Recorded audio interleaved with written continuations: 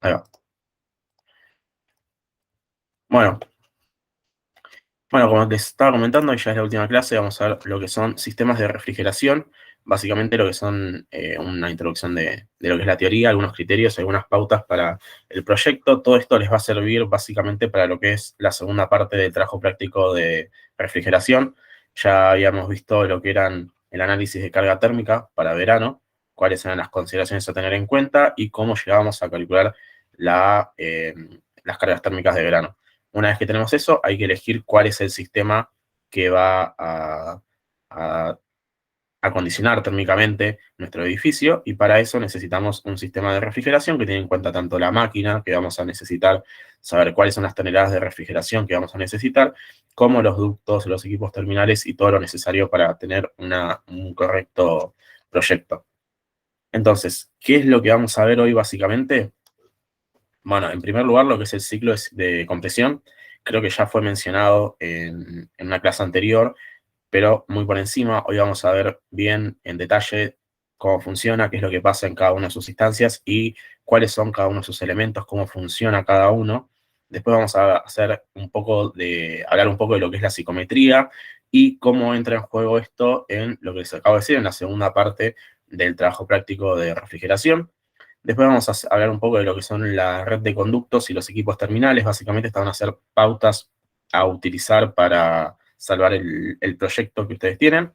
Y por último vamos a hacer una introducción, una introducción muy breve de lo que sería la tecnología inverter. Básicamente, cuando se empezó a dar esta clase, por ahí era una tecnología muy nueva que recién estaba empezando y que era muy innovadora. Ahora creo que la mayoría de ustedes saben lo que es la tecnología inverter y es una tecnología que está un poco más difundida, pero bueno, igual creo que vale la pena, aunque sea dedicarle una filmina y hablar de qué se trata. Entonces, empezamos con el ciclo de compresión. Acá, muy importante aclarar que vamos a estar hablando de lo que es la refrigeración mecánica. ¿Por qué? Porque cuando nosotros vamos a hablar de la refrigeración, tanto en locales como pueden ser viviendas o locales comerciales, lo que se utiliza generalmente es esta refrigeración mecánica. También está bueno que sepan que existe otro tipo de refrigeración con otro ciclo de compresión que se llama refrigeración por absorción. En general se utiliza en industrias en las que hay que bajar la temperatura de forma muy drástica. Simplemente es para que lo sepan, que existe, escapa completamente a la materia, conocer cómo funciona lo que es la refrigeración por absorción. A nosotros nos interesa lo que es la refrigeración mecánica, pero sepan que existe y se utiliza para lo que son grandes industrias. Hoy vamos a hablar de lo que es la refrigeración mecánica, básicamente. Acá tenemos dos esquemas, creo que los dos son un poco complementarios uno con el otro, son dos formas de verlo, pero básicamente es el mismo, simplemente porque, bueno, creía que por ahí para algunos se les iba a ser más fácil entenderlo con el de la izquierda y otro el de la derecha. Pero bueno, ¿cómo funciona el ciclo de compresión? Básicamente, bueno, nosotros al hacer un ciclo es complicado por ahí decir por dónde empieza y por dónde termina, pero vamos a suponer, para empezar simplemente a describirlo, que el ciclo va a comenzar por el compresor, después va a salir por el condensador, llega a la válvula de expansión y después el evaporador de aire frío. ¿Qué es lo que pasa en el ciclo? Básicamente, bueno, al compresor le va a estar llegando lo que es un gas refrigerante. El gas refrigerante es el gas o líquido refrigerante, es como la sangre del sistema, básicamente es lo que va a estar escurriendo a través de todas las cañerías. Y bueno, este gas refrigerante a baja presión llega al compresor y en el compresor, por la acción de compresión y con una fuerza motriz, básicamente comprimen este gas refrigerante.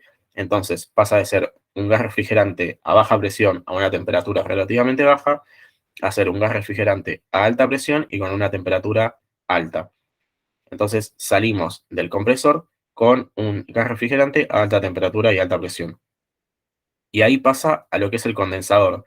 El condensador básicamente va a estar compuesto por lo que son estas serpentinas, muchas serpentinas. Después vamos a ver bien en detalle qué tipo de material y cómo es el funcionamiento, pero básicamente por estas serpentinas va a estar circulando lo que es el gas refrigerante y va a estar pasando lo que es aire frío, aire que va a absorber lo que es el calor, esta alta temperatura con la que sale del compresor, y al absorber la temperatura se va a transformar este gas en líquido y, bueno, se transforma en líquido y sale del condensador. Entonces, va a salir lo que es un líquido a alta presión y una temperatura relativamente alta, ya no tan alta como había salido el compresor. Entonces, acá se supone, se habla de un receptor, básicamente es un lugar en donde se puede dejar el líquido reposando hasta que sea necesario su utilización. Entonces, seguimos con el líquido refrigerante relativamente alto a alta presión y llegamos a la válvula de expansión. La válvula de expansión va a tener básicamente dos funciones. La primera es hacer que este líquido refrigerante caliente a alta presión pase a ser un gas refrigerante frío a baja presión, es decir, cambia completamente las características del fluido con el que estamos trabajando. Y además de eso, otra de las funciones que tiene que tener en cuenta es la de regular la cantidad de líquido que va a estar pasando al evaporador. Lo vamos a ver más en detalle después, pero en realidad este circuito se debería abrir una línea que vaya hasta acá, porque lo que hace la válvula de expansión básicamente es medir la temperatura del líquido a la salida del evaporador y en ese momento, y en función de eso, deja pasar mayor o menor cantidad de líquido y de esa manera regula la temperatura dentro del local. ¿Por qué? Porque el último elemento que vamos a hablar es el evaporador. El evaporador en general es el que encontramos nosotros en los locales. Es el, por ejemplo, vamos a verlo después, ¿no? Pero es el, por ejemplo, el split que tienen en una habitación o en cualquier lugar. Y básicamente lo que hace acá es que tenemos por la serpentina circulando gas refrigerante frío a baja presión, toma aire caliente del local que se quiera acondicionar, pasa a través de la serpentina, obviamente la serpentina va a absorber el calor de este aire caliente y sale aire frío para el local, para poder acondicionarlo térmicamente. Bueno, este es básicamente en este dibujo, en el otro dibujo es exactamente igual, en el del otro lado es exactamente igual, pero bueno, son otra forma de verlo. De vuelta tenemos el compresor, al compresor le va a estar llegando gas refrigerante a baja presión y sale caliente a alta presión. Va al condensador, en el condensador pasa a estado líquido, ese líquido llega a la válvula de expansión, la válvula de expansión hace que pasemos de líquido refrigerante caliente a alta presión a gas refrigerante frío a baja presión. Este gas es el que va a estar pasando por las serpentinas del evaporador y va a estar enfriando el aire que va a estar llegando a nuestros locales.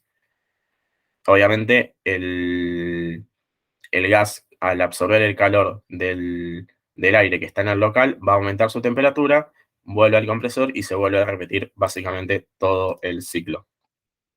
¿Alguna duda con esto? No sé si fui muy rápido o se entendió más o menos.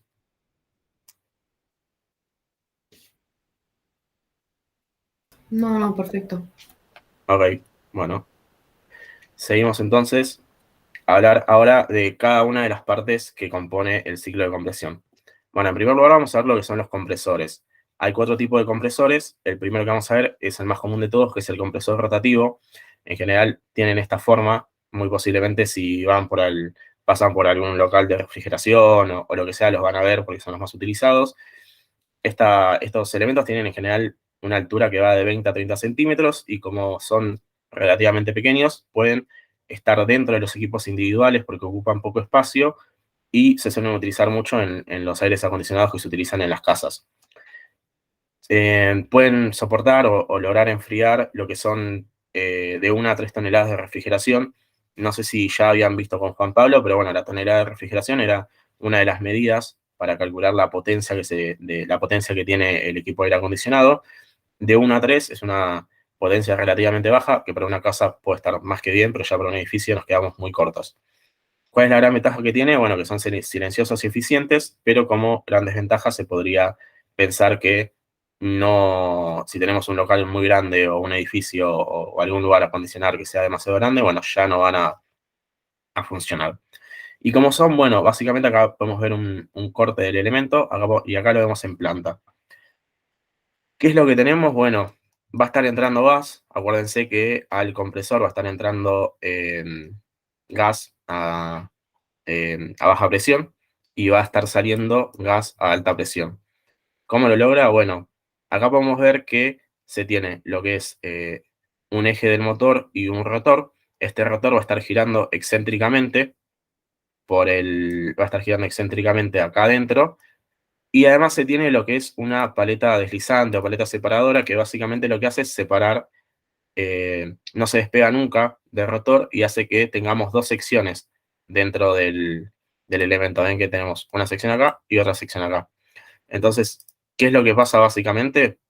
Bueno, se ve acá al costadito. Imagínense que estamos en la situación inicial. Por la parte de succión va a estar ingresando el aire, por la parte de descarga va a estar saliendo. Entonces, el rotor comienza a girar, se empieza a llenar de gas refrigerante el compresor, y una vez que se llena completamente, que dio una vuelta completa, ¿qué es lo que pasa? Sigue girando, entonces cuando vuelve a girar, esta sección inicial que tenía el, el gas refrigerante va a empezar a comprimirse, ¿no? Se va a comprimir, y cuando se comprime, entonces ahí es donde se produce el aumento de presión y de temperatura del gas y finalmente sale como queríamos. Y obviamente, a medida que esto pasa también, por la otra sección va a estar ingresando nuevamente gas, y este gas que ingrese, bueno, después se va a repetir el ciclo, y así es básicamente como se produce la compresión del, del gas en este tipo de elementos. ¿Se entendía más o menos?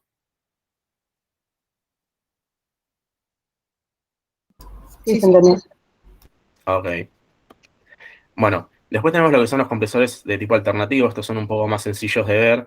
En general admiten de 3 a 20 toneladas de refrigeración, es un poco más de potencia la que permiten.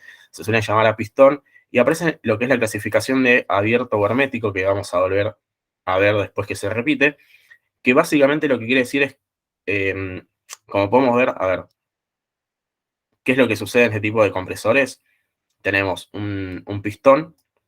Tenemos lo que es un cigüeñal que está conectado a lo que es el motor del compresor, que es el que le va a estar haciendo, lo va a estar accionando y va a estar haciendo que gire, ¿no?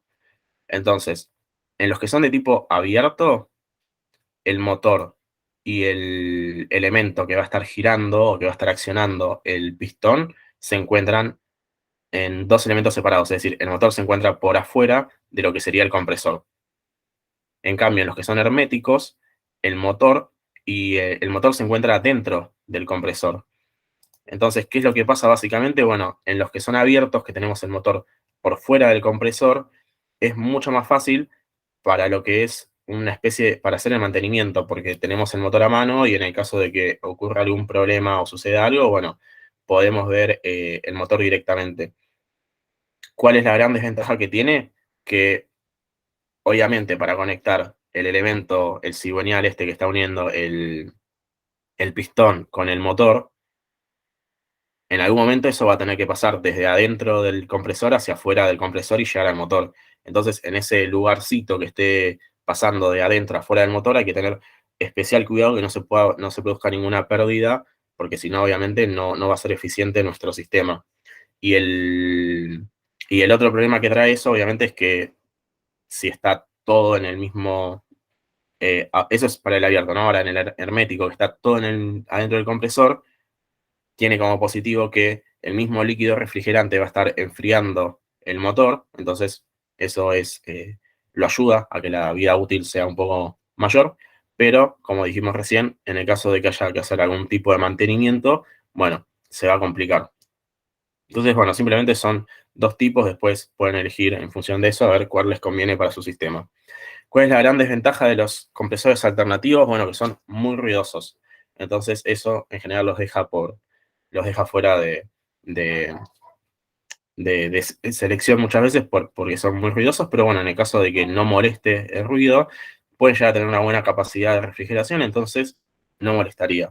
¿Y cómo funcionan básicamente? Bueno, acá creo que en los dibujos se entiende, ¿no? Pero estaría entrando el gas refrigerante por acá, empieza a llenar este espacio. Este espacio, cuando el pistón baje completamente, va a tener básicamente todo este espacio, y cuando el pistón vuelva a subir, ese espacio obviamente se va a comprimir, y cuando se comprime el espacio se va a estar comprimiendo el gas refrigerante, y ahí es donde aumentamos la temperatura y la presión, y sale por el otro lado. ¿Cuál es una de las grandes ventajas que tiene este sistema? Que muy fácilmente se puede complementar con otro sistema igual. Entonces, lo que vemos acá al costado, básicamente, es que el proceso se hace dos veces. Primero se entra por acá, se comprime, sale por acá ya comprimido, y una vez comprimido, vuelve a hacer el mismo proceso y vuelve a salir todavía más comprimido. Entonces, con el mismo motor, estamos haciendo el proceso dos veces, y bueno, eso obviamente es una ventaja desde el punto de vista energético. Más o menos compresores alternativos quedó.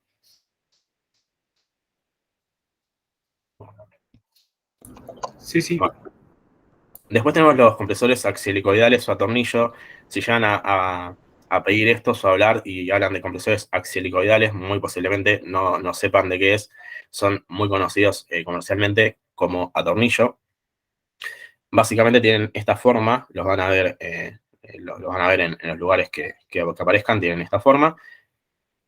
Y son así, ¿no? ¿Qué es lo que se tiene? Se tiene lo que es uno de estos tornillos, se tienen dos tornillos. Uno, que es este, va a estar conectado al motor. Y este va a ser el que gire. Y como las nervaduras que tiene este tornillo se complementan con las que tiene el tornillo de al lado, entonces al girar este primer tornillo, gracias al motor, también va a estar girando este segundo tornillo. Entonces, ¿qué es lo que pasa? Bueno, tenemos gas refrigerante que va a estar viniendo por acá, va a estar entrando por acá y va a estar pasando por entre las nervaduras de los tornillos.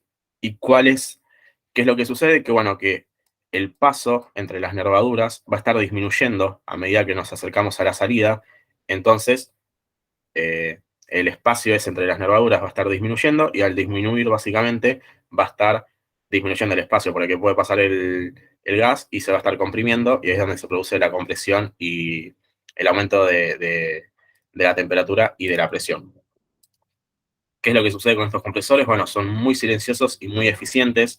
Sirven de 30 a 80 toneladas de refrigeración. Ya estamos hablando de equipos que pueden llegar incluso a acondicionar lo que es un edificio de mediano tamaño. Son muy fáciles de regular. Esto hablamos, ¿no?, de la cantidad de a qué presión más o menos, a qué temperatura queremos que salga el gas refrigerante. Y tiene un funcionamiento suave y sin vibraciones, a diferencia de lo que era el compresor alternativo, ¿no? Este es como su contraparte. Y obviamente si tenemos los que son los axial-helicoidales, tenemos lo que son los centrífugos, que básicamente acá tenemos un video que lo hace un poco más didáctico, más sencillo de ver, pero el fluido va a estar ingresando, el gas refrigerante va a estar ingresando por acá, y las propias paletas que tiene el motor van a estar haciendo que gire. Al girar van a estar transportando el gas y la sección se va a ir disminuyendo, entonces va a estar saliendo con una presión mucho más alta de la que entró. Funcionan por acción centrífuga, son para más de 100 toneladas de refrigeración, es decir, ya son para edificios de un porte importante, y pueden ser abiertos o herméticos. Este es lo mismo que les había comentado. Los abiertos tienen lo que es el motor y el cuerpo de accionamiento separados. Está por fuera, el motor está por fuera del compresor, y en el hermético están los dos juntos. Bueno, hay de los dos tipos. Suelen tener esta forma, como se ve acá, y bueno, por dentro se ven de esta manera.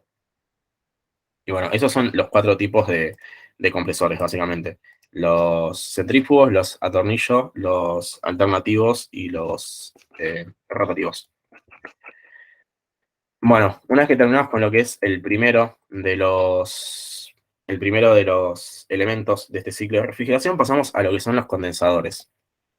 Los condensadores, ¿qué es lo que pasaba? Básicamente que llegaba el gas refrigerante a una determinada temperatura que era bastante alta y a una presión alta, y pasaba a ser lo que era un líquido refrigerante, es decir, pasaba de estado líquido, de estado gaseoso a estado líquido, y se le bajaba un poco la temperatura. Bueno, ¿cómo se produce esto? Hay dos tipos de condensadores. Unos en los que el frío que se le da al gas refrigerante es por aire, y otro en los que el frío que se le da al gas refrigerante es por agua. Entonces, en los que son enfriados por aire son equipos más pequeños. En general, para lo que son edificios grandes o para lo que son ya incluso edificios medianos, no te van a servir.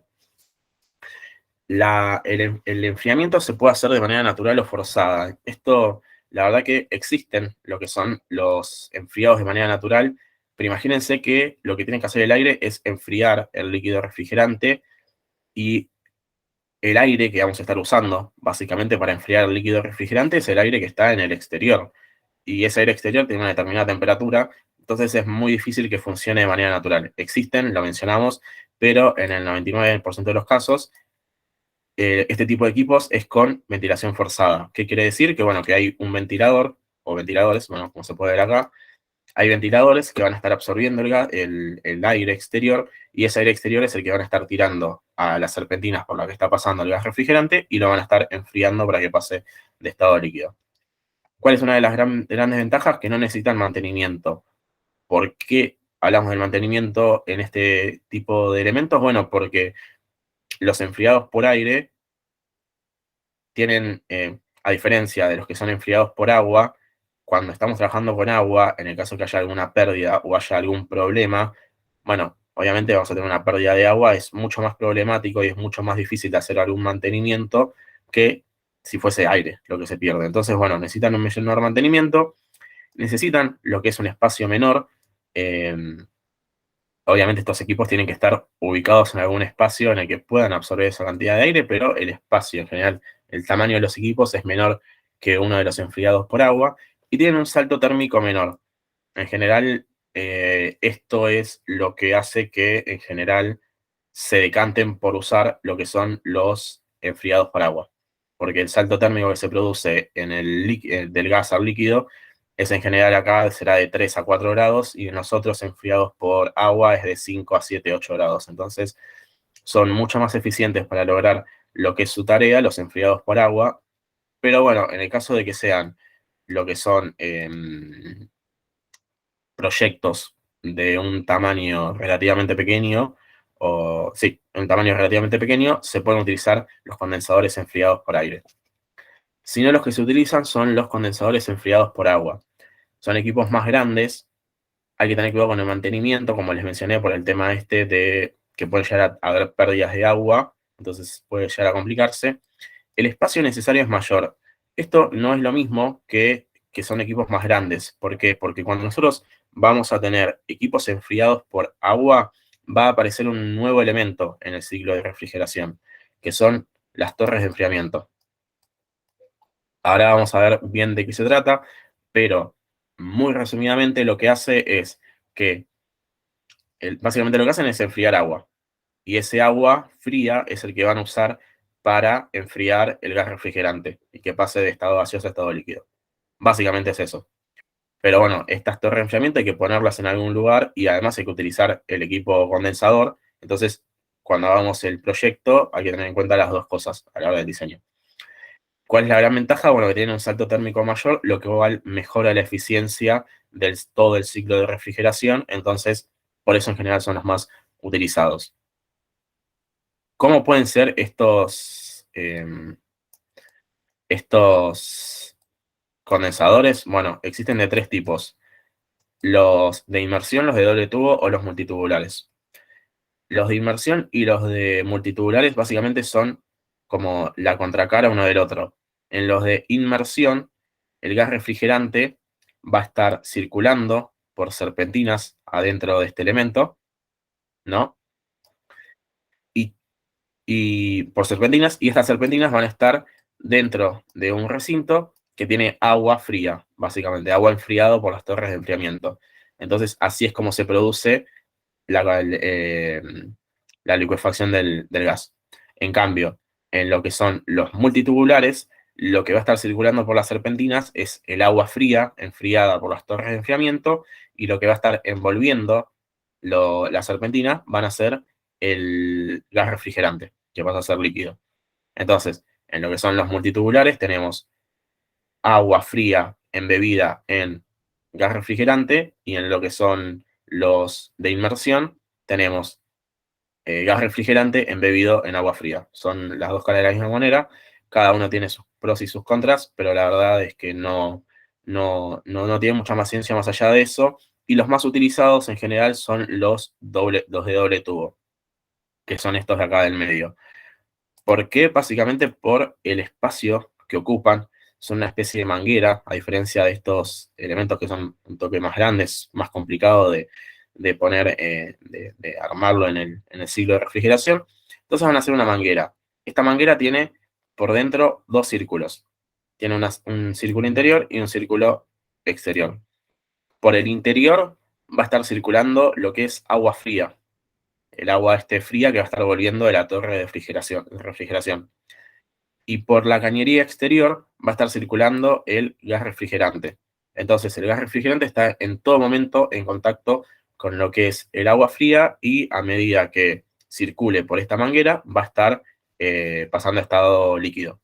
Además de eso, otra de las grandes ventajas que tiene es que no simplemente el gas refrigerante va a estar en contacto con esta cañería interior en todo momento de agua fría, sino que también va a estar en contacto con el exterior. Entonces, bueno, también puede haber un intercambio de calor con el exterior y eso ayuda a que el proceso del condensador sea mucho más eficiente. ¿Cuál es la gran desventaja de este tipo de sistema de doble tubo? Bueno, que son mangueras con dos tubos adentro. Entonces, en el caso de que haya que hacer algún tipo de mantenimiento o de limpieza, se va a complicar mucho más que con los otros dos sistemas, que tampoco es tan sencillo, pero sí en este caso habría que tirar algún tipo de líquido con algún químico para limpiarlo y, bueno, por ahí no es tan sencillo de conseguir como la limpieza en los otros dos sistemas. Pero bueno, esos son básicamente lo que son los condensadores. Como dije, en los condensadores de agua va a haber que agregar un nuevo elemento a lo que es el ciclo de compresión, que son las torres de enfriamiento. Las torres de enfriamiento son esto, básicamente, que se encuentran se suelen colocar básicamente en la azotea de los edificios. ¿Y qué es lo que pasa? Por esta parte y por esta parte va a estar conectado a lo que es el condensador, ¿no? Entonces, el agua que absorbió el calor del líquido refrigerante se va a calentar. Por diferencia de densidad, va a ir para arriba y va a ser llevado a lo que es la torre de enfriamiento. Entonces va a estar entrando a la torre de enfriamiento por esta partecita lo que es agua, digamos, caliente. El agua caliente va a bajar. Lo que se va a producir en el medio es que se va a tratar de separar el agua en la mayor cantidad de partículas posibles para que sea más fácil enfriarlo, y va a salir agua fría por la parte de abajo, que va a ser la que va a volver al condensador. Y acá también vemos las otras flechitas, que es como con un ventilador vamos a estar logrando que se produzca este flujo de aire de abajo hacia arriba, y esto va a ser lo que va a producir el enfriamiento del agua. Entonces, acá se puede ver un poco más sencillo en un corte cómo va a estar entrando agua caliente directamente del condensador. Acá tenemos unas especies de toberas que lo que hacen, como dije recién, básicamente es convertir este flujo de agua en gotitas muy, muy, muy pequeñas para que de esa manera sea más fácil que el aire que ingresa las enfríe. Y además de convertirlo en gotitas pequeñas, tenemos lo que es un relleno. Este relleno suele ser en general de algún tipo de plástico, y como ven, lo que se forma es un camino tortuoso, ¿no? Para las gotitas. Entonces, ¿qué es lo que pasa? Que las gotas, para poder hacer este camino, van a tener que hacerlo durante una determinada cantidad de tiempo, ¿no? Entonces, a medida que van a estar bajando, lo van a hacer de manera lenta, entonces hay más tiempo para que se enfríen. Una vez que, bueno, llegan acá abajo, gotean, y acá vamos a tener lo que es una especie de receptor donde va a estar el agua que sale para el condensador. Obviamente, muy importante lo que es el tema del ventilador, que va a ser el que genere el flujo de todo el sistema. Lo que se produce básicamente acá en el agua es un salto térmico de 5 a 7 grados de temperatura en el agua. Es muy importante que lo que es la parte de abajo, donde va a estar el agua ya refrigerada, esté conectada a lo que es el tanque de reserva. ¿Por qué? Porque básicamente, al estar tanto tiempo, al hacerse tan tortuoso el camino para que las gotitas o el agua lleguen hasta abajo, bueno, hay una parte que se va a terminar, obviamente, evaporando. Entonces hay que reparar esa parte que se evapore para que el ciclo siga funcionando. Entonces, acá abajo va a estar conectado a lo que es el tanque de reserva y va a haber lo que es una especie de flotante mecánico que va a asegurar que funcione, que tenga determinado nivel en todo momento, determinado nivel de agua en todo momento la torre de enfriamiento. Existen de tipo natural, bueno, existe de tipo natural, inducida, forzada o cruzada. ¿A qué se refiere esto? Bueno, las que se utilizan en el 99, las más utilizadas en general en el 90% de los casos son las de tipo inducidas. Básicamente son las que vamos a ver, las que se utilizan en viviendas y en locales comerciales, en edificios, son las de tipo inducidas. ¿Por qué son inducidas? Porque tienen un ventilador en la parte superior que es la que induce el flujo de aire para que enfríen el elemento. Pero también existen las de tipo natural. Las de tipo natural son muy utilizadas en lo que son grandes industrias. Básicamente, la idea es la misma, pero son elementos muy grandes, muy altos, y la idea es que el, el, el camino del flujo, ¿no? Que el flujo del aire se produzca naturalmente debido a la diferencia de densidad entre el aire de arriba y abajo. Entonces, bueno, básicamente eso. Son elementos que no se utilizan para lo que son viviendas o edificios, pero sí está bueno mencionarlos. Las de tipo forzada son muy parecidas a estas, pero el ventilador no está acá, sino que está acá al costado. Entonces, el aire que se toma es por acá y sube para arriba. Y las de tipo cruzadas son parecidas a estas, pero lo que se tiene es de vuelta, el ventilador está acá, el relleno está acá y el aire hace este camino y sigue por acá, en vez de subir por allá, ¿no? También no suele ser muy utilizado porque requieren una cantidad de espacio mayor a las que necesitan las de tipo inducidas. Entonces, quédense con con estos dos dibujos que son los que les señalé, que son las de torres de enfriamiento inducidas, que son las que se suelen utilizar. Pero bueno, sepan también que existen las naturales forzadas o cruzadas, como por si alguna vez se las llegan a encontrar. Como mencioné recién, se suelen utilizar en la azotea porque suelen necesitar un espacio importante y además necesitan largar ese aire caliente para arriba, y si estamos en algún piso intermedio o en la parte de abajo, bueno, eso puede llegar a ser molesto para alguno de los usuarios. Entonces hay que tener en cuenta eso. ¿Alguna duda sobre los condensadores o la torre de enfriamiento?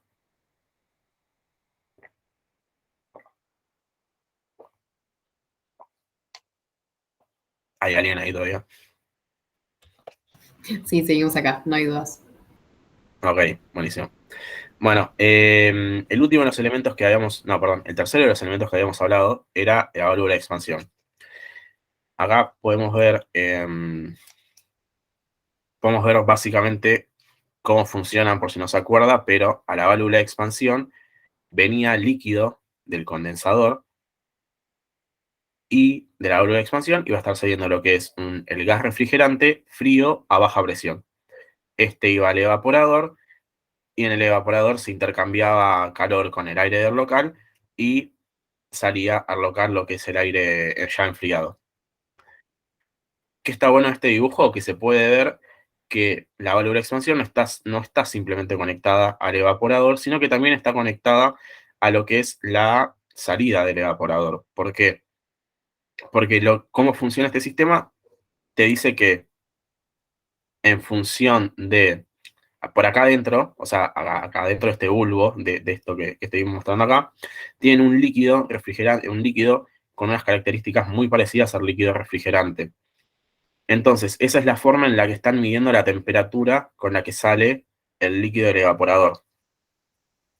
Entonces, lo que te dice es, si el líquido refrigerante está saliendo con una temperatura muy baja, eso significa que no está intercambiando tanta cantidad de aire con con el local.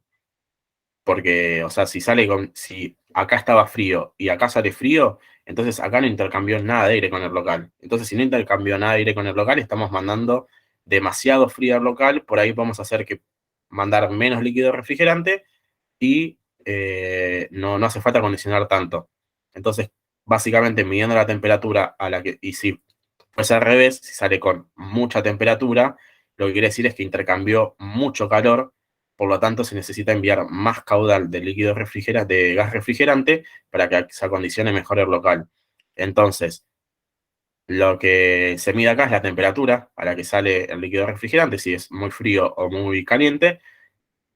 En función de eso vamos a tener un líquido acá adentro que se va a expandir o se va a comprimir, y en función de eso va a mover lo que es este diagrama flexible, diafragma flexible, perdón.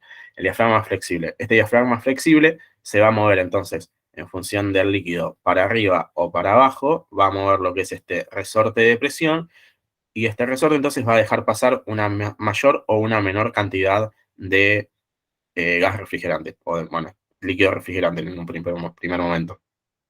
Básicamente funciona así, no es mucha ciencia. Entonces, ¿cómo se ven en la vida real? Bueno, se ven de esta forma. Acá es donde vamos a tener el líquido que va a estar que va a estar midiendo la temperatura de la salida del evaporador. Acá tenemos los tubos capilares. Esta es la membrana que va a subir o va a bajar para mover lo que es este resorte, o sea, acá dentro de este resorte.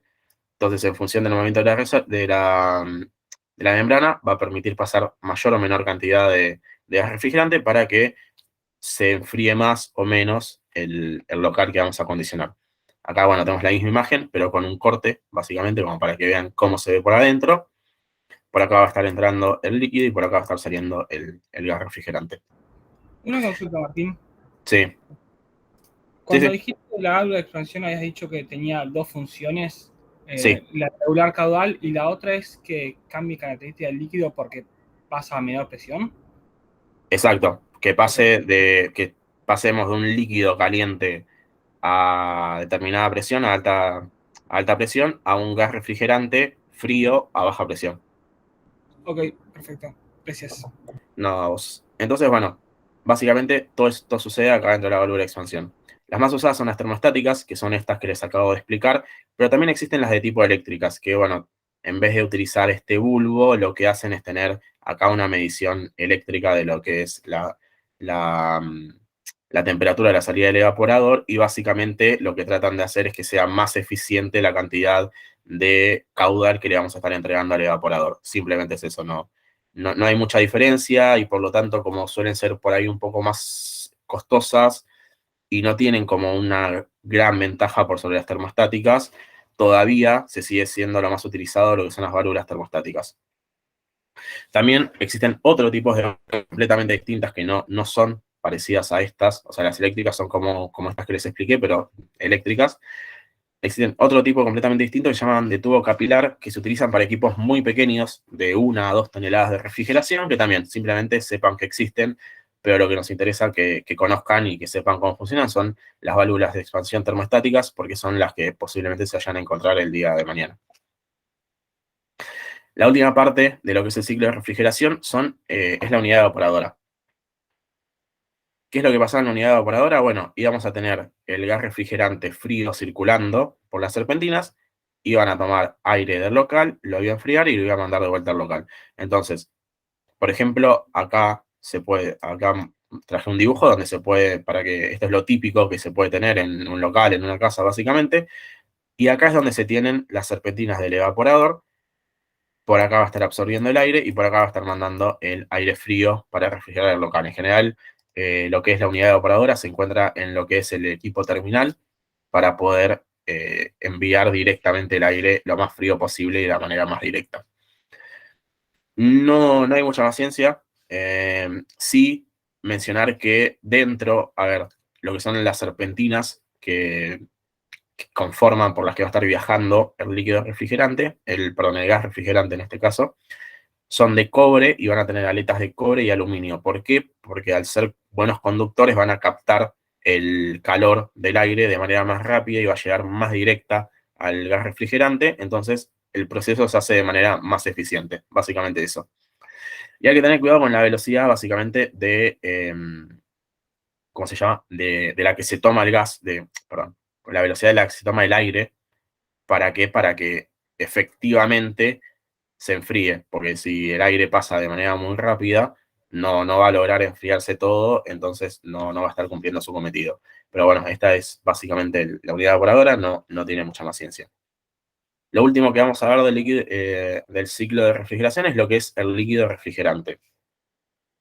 El líquido refrigerante tiene que cumplir básicamente para que funcione, es decir, para que se puedan producir estos cambios de estado y estos cambios de presión a lo largo del ciclo y que de esa manera el ciclo funcione bien, tiene que tener lo que es un punto de ebullición apto y tiene que tener presiones de trabajo baja. Entonces, en función de eso, se eligen cuáles son los líquidos refrigerantes a utilizar. Además de eso, es decir, además de que tenga estas dos características para que se pueda producir el ciclo de compresión de manera correcta, tiene que cumplir determinadas características por su uso. No debe ser tóxico, en el caso de que haya alguna pérdida o lo que sea, que obviamente que no perjudica a lo que son las personas, a la salud de las personas o alimentos que se puedan llegar a tener. No debe ser explosivo, no debe ser corrosivo ni irritante, y no debe ser perjudicial, bueno, como ya dijimos, para la salud de los alimentos. ¿Por qué? Bueno, todo esto básicamente porque puede llegar a haber alguna fuga en algún momento y está el aire ahí y no nos damos cuenta y bueno, entonces para prevenir eso hay que tener en cuenta estas cosas primero. Debe ser fácil de visualizar una fuga, se le trata de dar alguna especie de color o lo que sea para que se pueda ver o de olor, y debe cumplir con el protocolo de Montreal para cuidar la capa de ozono. Esto es uno de los ítems más importantes, ¿por qué? Porque cuando se comenzaron a usar los aires acondicionados por la década de 60, se utilizaban líquidos refrigerantes que eran muy altos en cloro y en flúor. El cloro y el flúor dañan mucho lo que es la capa de ozono. Entonces, en los 90, básicamente, se juntaron, creo, 190 países, firmaron lo que es el protocolo de Montreal y dijeron, bueno, no podemos de un día para el otro eliminar todo, pero de a poco vamos a ir eliminando lo que son los refrigerantes que son nocivos para la capa de ozono. Entonces, hasta ese momento se utilizaban lo que eran los clorofluorcarbonados, que son los CFC, como el R11 o el R12, que fueron completamente prohibidos a partir de 1996 y a partir de los años 2000 se dejaron de utilizar completamente. ¿Por qué hacemos esta distinción? Porque cuando vos comprás un aire acondicionado, va a venir con el líquido refrigerante. Entonces, si bien en el 96 dijeron, bueno, de ahora en más se prohíbe, en el caso que hubiese que hacer un mantenimiento de un equipo comprado con anterioridad a 1996 y que tuviese alguno de estos refrigerantes, bueno, se podía hacer el mantenimiento, entonces se tenía que seguir vendiendo, pero no así fabricando para vender dentro de los aires acondicionados. Lo mismo pasó con los hidrocloruros fluorcarbonados, los HCFC, que son el R22 y 123, que fueron prohibidos completamente en el 2010 para lo que es la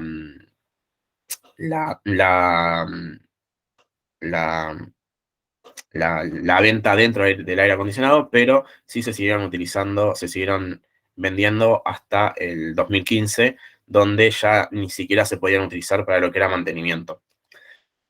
Por último, aparecieron, después del protocolo de Montreal, lo que fueron los hidrofluorcarbonados, que en un principio eran la solución, el 314A, 407C, 410A, que hasta este año están disponibles. Hasta fines de este año, hasta el 31 de diciembre de este año, se pueden vender equipos con este tipo de refrigerantes.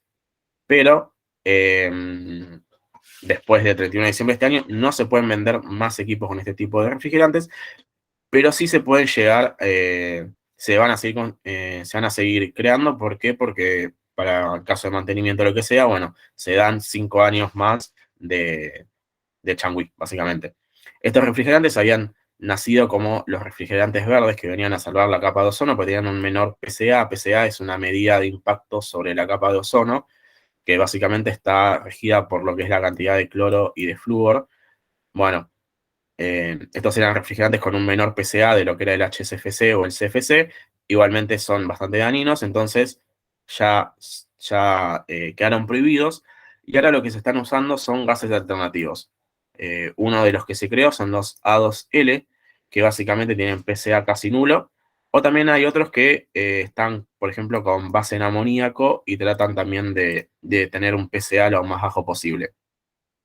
Los que están sí completamente prohibidos son aquellos que tienen un PCA, es decir, un impacto sobre la capa de ozono mayor a 150. Es simplemente un parámetro, tampoco es tan necesario que se sepan todos estos valores, todos estos nombres, pero sí que tengan una idea más o menos de cuáles se pueden llegar a utilizar, cuáles no, o por qué se puede utilizar uno y por qué se dejaron de utilizar otros, básicamente. Y bueno, ahí terminamos con todo lo que es la primera parte que era la del ciclo de refrigeración, es un poquito larga, pero bueno, ¿alguna duda en general les quedó de todo lo que vimos hasta ahora? Tengo una consulta, Martín. Ujú. Em, Vos hablas de líquidos refrigerantes, o sea, se comercializan como líquido y luego, o sea, al compresor entran como un gas o no. Mira con más. Sí, sí, sí, son Viene gases licuado, refrigerantes. digamos. Ah, ok. No, no, no, vienen como Y, bases. Acá, perdón, sí. ok. Tenés, Y eh, otra tenés- consulta. sí. ¿Los compresores tienen diferente consumo? O sea, entre los diferentes que vimos, ¿hay alguno que podamos identificar como el más eficiente en cuanto al consumo de estos gases o es medio indiferente Sí, en cuanto al diseño? no, no, sí, sí. Por ejemplo, lo que son los a tornillo, yo los pondría como los más eficientes. Después, los que son los rotativos, esos dos en general son los más eficientes. Tienen sus desventajas, como las mencioné recién, pero bueno, y son los más utilizados básicamente por eso.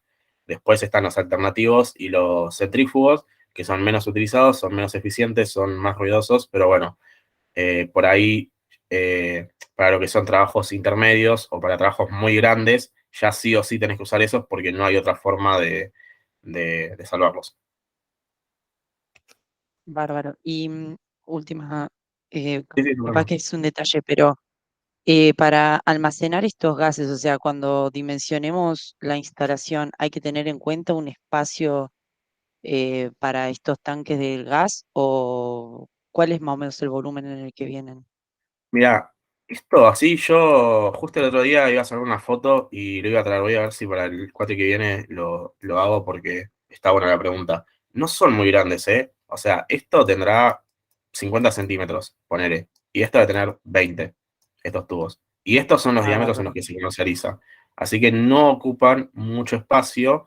Lo que sí, bueno, obviamente va a haber lo que es hay que tener en cuenta cuando hagas el mantenimiento, ¿no? Ya más adelante, que eso lo vas a tener que estar cada determinada cantidad de tiempo haciendo mantenimiento y rellenando, pero no, en espacio no son tan importantes lo que ocupan. Listo, bárbaro, gracias. No, de nada.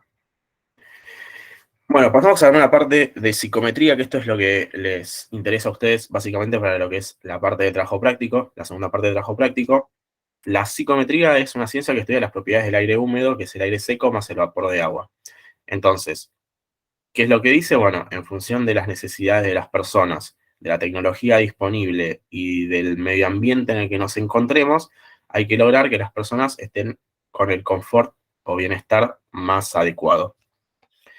Entonces, este dibujo ya lo habíamos visto cuando hablamos un poco de cargas térmicas, pero ¿qué es lo que tenemos básicamente? Bueno, una unidad de aire acondicionado, esta unidad de aire acondicionado va a estar enviando por el caudal de aire de mando, va a estar enviando un determinado caudal de aire a una determinada temperatura local. Este aire, cuando ingresa al local, que va a estar caliente obviamente, va a aumentar su temperatura, va a volver parte de este caudal, como el caudal de aire de retorno, ahí va, bueno, como caudal de aire de retorno a una temperatura mayor a la que ingresó, y acá se va a mezclar con el caudal de aire exterior, van a ser tratados térmicamente y va a volver a salir el caudal de aire de mando. Entonces, este es el ciclo que se va a estar generando en todo momento, básicamente. Tengan en cuenta básicamente que este es el caudal de aire de mando, el que se envía para el local, y el que ingresa es el caudal de aire de retorno. Entonces, en la primera parte del trabajo práctico, que habíamos, o sea, y en la parte que había hablado en la clase de cargas térmicas, habíamos hablado de lo que es la temperatura exterior e interior y la humedad relativa exterior e interior, que son condiciones de diseño que básicamente se consiguen de tabla, no hay mucha más ciencia. Habíamos logrado calcular lo que es el caudal de aire exterior. ¿Se acuerdan que habíamos hablado, bueno, que había un método por ahí por las renovaciones y otro por el caudal de aire de mando? Bueno, ya tenemos lo que es el caudal de aire exterior.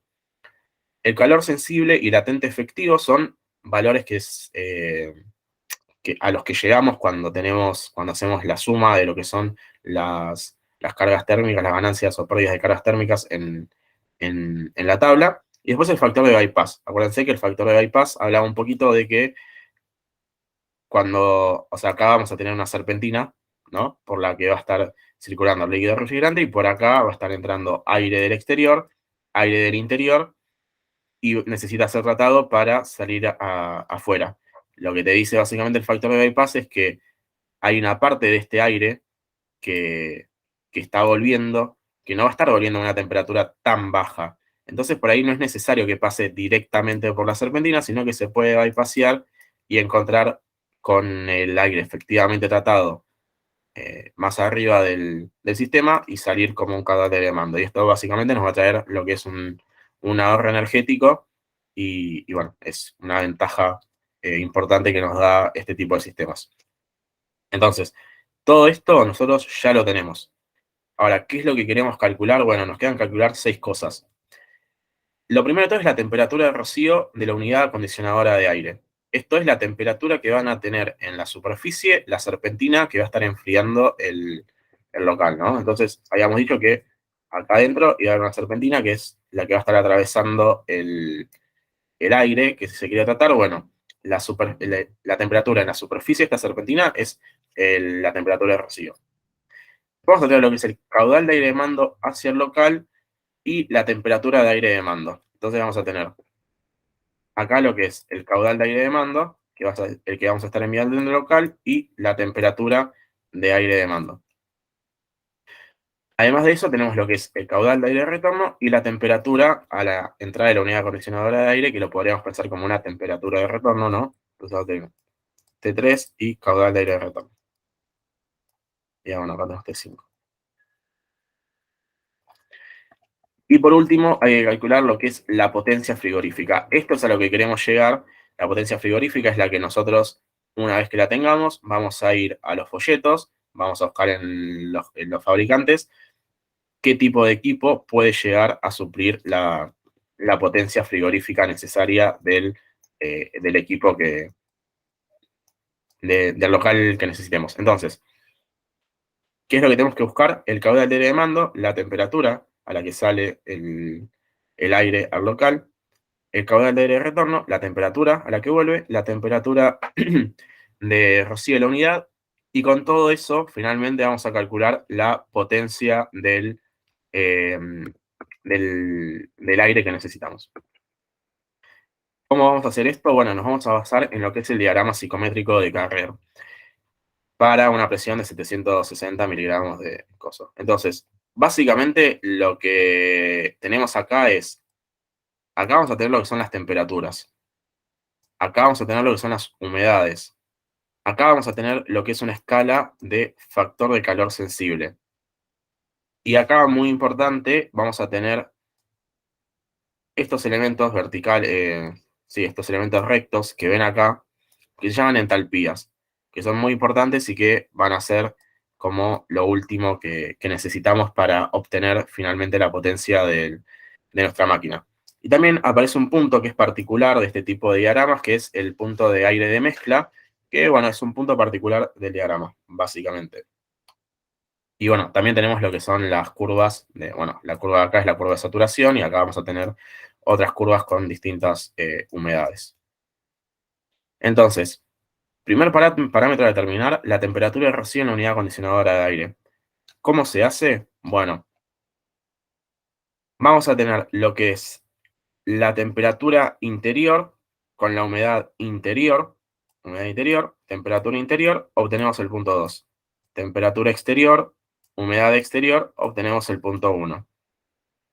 Los unimos, por ahora la recta de unión entre 1 y 2 no nos sirve tanto, pero más adelante sí, entonces los unimos. Y lo que decimos acá es, bueno, de la escala de factor de calor sensible, lo que nos dio, por ejemplo, acá fue 0,85. Buscamos 0,85 y lo unimos con este punto que habíamos dicho que era el punto de mezcla, que es propio de estos diagramas, este punto. Entonces trazamos esta recta. Una vez que tenemos la pendiente de esta recta, partiendo del punto 2, trazamos una paralela. Y la llevamos hasta la curva de saturación, y ahí obtenemos el punto número 5. Bajamos y obtenemos la temperatura de rocío de la unidad acondicionadora de aire. Más o menos entendido, o sea, esto está explicado en los apuntes por ahí. No es tan necesario que sepan esto directamente ahora, pero más o menos, si se entendió, está bueno como para que, en el caso les quede alguna duda cuando lo vayan a hacer, lo resuelvan. Pero básicamente, marcamos el punto 2 el punto este ya es propio del diagrama. Entonces tenemos el factor de calor sensible. Entonces tenemos el factor de calor sensible, lo unimos con este punto, obtenemos una recta. Esta recta, con esta pendiente, trazamos una paralela desde el punto 2 hasta que corte la curva de saturación. Una vez que corte la curva de saturación, obtenemos el punto 5, bajamos hasta el eje de la temperatura y ahí obtenemos directamente lo que es la temperatura de rocío de la unidad acondicionadora de aire. Este procedimiento, lamentablemente, hay que repetirlo para cada uno de los locales que estén analizando, que es un poco tedioso, pero como pueden ver, no es mucha ciencia, no hay nada demasiado complicado. Una consulta. Sí, ¿El factor de calor sensible ya era dato? ¿O me perdí en cuando lo calculaste? sí, el factor de calor sensible va a salir de la relación entre, este es el total, pero bueno, Ok. el factor de calor sensible sale de una relación entre el calor sensible efectivo y el calor latente efectivo. Por eso las tenemos acá. Ok. Perfecto, gracias. No, de nada. Bueno, entonces, ya tenemos la temperatura 5, que es la de la temperatura de rocío de la unidad. Entonces, el calor sensible efectivo, dato, sale de calcular las cargas térmicas. Número constante, factor de bypass, lo definen ustedes en función del uso del local. La temperatura 2 es la temperatura en el interior del local, la temperatura de rocío ya la tienen. Pueden calcular cuál es el caudal de aire de mando. Listo. El caudal de aire de retorno va a ser directamente el caudal de aire de mando menos el caudal de aire exterior. Acuérdense que cuando hablamos de cargas térmicas habíamos dicho que había uno de los métodos, nos especificaba que el caudal de aire exterior iba a ser un porcentaje del caudal de aire de mando. Entonces, bueno, ya el caudal de aire exterior sale de ahí, el caudal de aire de mando lo acabamos de calcular, obtenemos el caudal de aire de retorno. ¿Por qué tenemos que ingresar aire exterior a nuestro local? Bueno, en primer lugar, y siempre muy importante, para ventilar los locales, reponer el oxígeno consumido, que no se produzcan virus, bacterias, y siempre airear es beneficioso, es higiénico, es bueno para la salud. Y el segundo es para generar dentro del local una sobrepresión, evitando las infiltraciones dentro de las hendiduras de las carpinterías. Esto es básicamente, ¿se acuerdan? Piensen en un castillo inflable. Si ustedes le dan... si ustedes no le están ingresando aire, básicamente se va a estar... imagínense que, no sé si se acuerdan, pero si piensan en un castillo inflable y se acercan al castillo, pero no se ponen adentro, ¿no? O un inflable cualquiera, van a escuchar como que está saliendo aire. ¿Por qué? Bueno, porque para que trabaje efectivamente, tiene que haber una sobrepresión y tiene que estar saliendo una determinada cantidad de aire. Bueno, esto es lo que va a estar pasando dentro de los locales en los que estemos inyectando aire, y ese aire que podemos escuchar en esos casos va a estar saliendo por las hendiduras y en ese caso va a estar funcionando bien el sistema, si no, no va a estar funcionando. Entonces, hay que ingresar aire exterior para que funcione bien el sistema y para ventilar los locales por un tema de higiene y de seguridad. Y después vamos a tener lo que es el caudal de aire de retorno, que básicamente lo usamos porque es una economía, porque es aire que ya fue tratado y que va a estar en una temperatura que, si bien es mayor a la que queremos, es mucho menor que la que está viniendo del aire exterior, y para una optimización en el tratamiento del aire. Esto también tiene que ver con que es aire que ya fue tratado, y cuando pasa por las serpentinas, el aire no simplemente se enfría, sino que también pasa por filtros. Entonces, si el aire se trata de reiteradas veces, esos filtros van a hacer que funcione mejor y que sea un aire mejor, básicamente, ¿no? Entonces, ya calculamos la temperatura de rocío de la unidad, calculamos el caudal de aire de mando, el caudal de aire de retorno, calculamos la temperatura de retorno o a la entrada de la unidad acondicionadora de aire. Caudal de aire exterior, ya habíamos dicho que salía por uno de los métodos, que posiblemente sea un porcentaje del caudal de aire de mando. El caudal de aire de mando ya lo tenemos. T1 y T2 son las temperaturas interiores y exteriores que salen de las condiciones de diseño. Ya están también, así que T3 sale. T4, que es la temperatura a la salida, la temperatura a la que va a estar viajando el caudal de aire de mando, tiene en cuenta el factor de bypass. Datos ya lo definimos. T3 es la temperatura que definimos recién, T5 es la de Rocío, que fue la primera que definimos, T5 ya lo tenemos, calculamos T4. Entonces, ya tenemos básicamente todo lo que habíamos buscado en un principio. Tenemos T3, tenemos T4, tenemos caudal de aire de retorno, caudal de aire de mando y la temperatura 5. Entonces, ¿qué nos queda buscar? ¿Cuál es la potencia necesaria para que todo esto se produzca? Entonces, ¿cómo se llega a eso? Bueno, en primer lugar, falta calcular una cosa más, que es el factor de calor sensible total, que es básicamente el calor sensible total dividido la suma del sensible total y el latente total. El sensible total y el latente total salen de lo que es el análisis de cargas térmicas, así que por eso no se preocupen, ya lo van a tener de dato y obtienen el factor de calor sensible total. Una vez que tienen el factor de calor sensible total, volvemos a lo que son este diagrama psicométrico, y ahora lo que vamos a buscar son otros puntos.